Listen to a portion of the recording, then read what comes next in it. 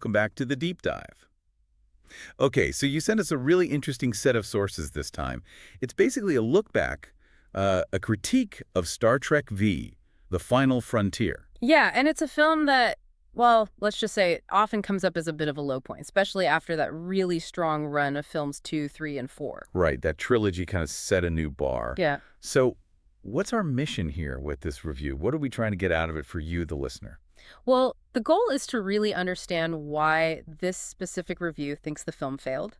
We're digging into the structural problems, the creative choices that, according to the source, really sunk it from the start. Looking for those specific decisions. And the source, it jumps right in, doesn't it? It points the finger pretty squarely at a shift in creative control. It does. It uses the term William Shatner vanity project. Yeah. Which is, pretty strong wording. Very strong. So what's the basis for that? What does the review mean? Well, it points out that Shatner wasn't just Captain Kirk in this one. He also wrote the story and he directed it, taking over from Leonard Nimoy, who directed the previous successful ones. Ah, right. And the review argues this is where the ego can get in the way of common sense, having one person wear all those hats. But hang on, sometimes a strong, singular vision is good for a film, isn't it?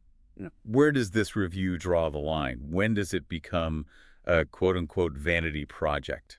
That's a fair point. The source contrasts it with Nimoy's approach when he directed. It says Nimoy used it as an opportunity to step to the side as an actor and allow others to get a little more involved. Okay, so Nimoy prioritized the ensemble, the crew as a whole. Exactly. He was thinking like a director first, maybe, whereas the critique suggests Shatner, having all that control, kept himself front and center for most of the film.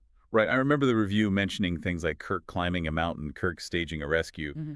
It sounds like the focus shifted heavily onto his character. Yeah, less about the ensemble's journey and more about Kirk's personal adventures, you could say. Yeah.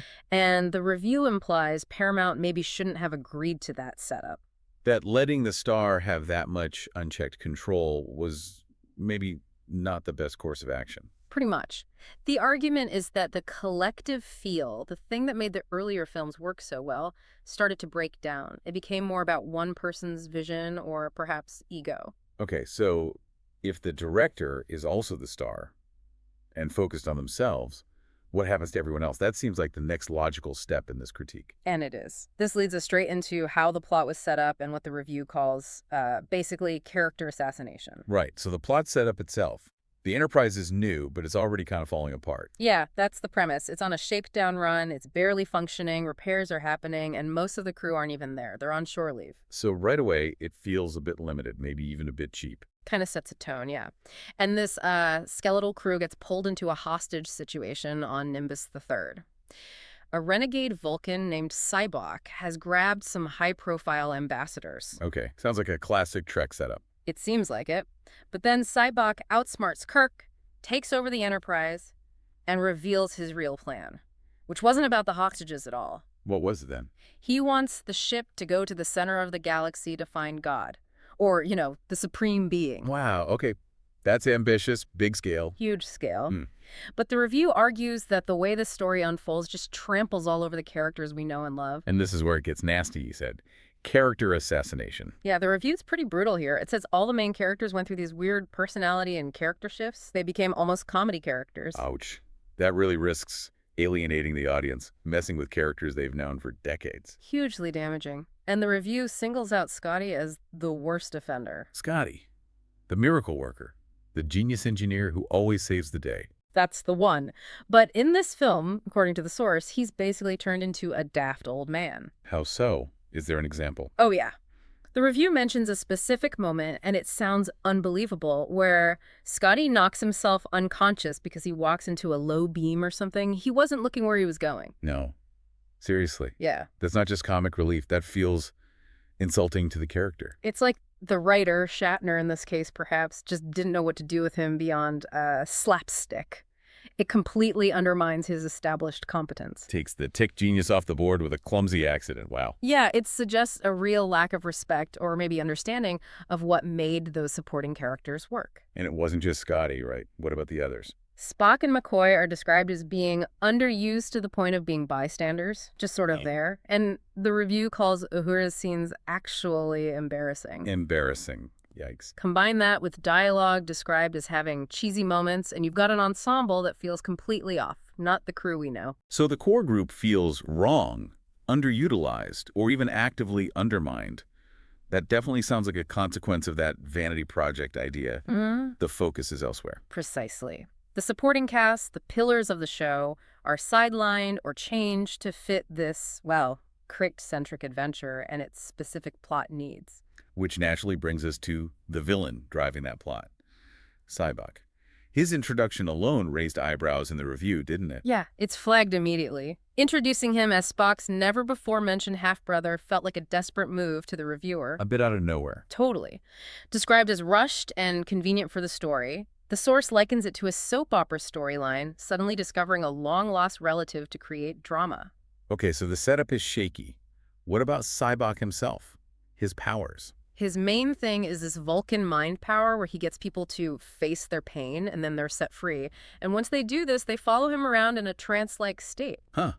Sounds potentially interesting, but how well is it explained? That's the problem, according to the review. It's never adequately explained how or why this works so effectively on almost everyone. Almost everyone. Exactly. Because, surprise, surprise, Kirk, Spock, and McCoy are somehow immune. They can resist it because, quote, they are made of stronger stuff. Oh, come on. So the magic mind control works perfectly, except on the heroes who need to fight him. Pretty much the definition of plot armor, right? Yeah. It makes Sybok's main tool feel inconsistent and, well, convenient for the scriptwriters. And beyond the inconsistent powers, the review had issues with his intelligence too, didn't it? Like for a smart Vulcan, he makes some dumb moves. Oh yeah, the review points out some baffling mistakes. For a supposed genius who successfully hijacks the Federation flagship, He forgets about Scotty. he forgets about Scotty, the one guy who knows the ship inside out and could sabotage everything, just leaves the chief engineer unaccounted for. That's sloppy. Yeah. Any other examples? Well, later on, Kirk and the team actually escape their cell. They even contact Starfleet for help. And Sybok, he doesn't even bother locking them up again properly. He just lets them wander around the ship after they've already escaped and called for backup. Leaves them free to wander the ship, according to the review. It makes Sybok look less like a cunning antagonist and more like someone just, I don't know, enabling the hero's plotline through incompetence. It serves the plot, not the character's logic. Precisely. His actions don't seem driven by believable motivation or intelligence, just by the need to get everyone to the center of the galaxy for the finale. And speaking of that finale, the review wasn't impressed with how Sybok handles meeting the godlike creature either. No.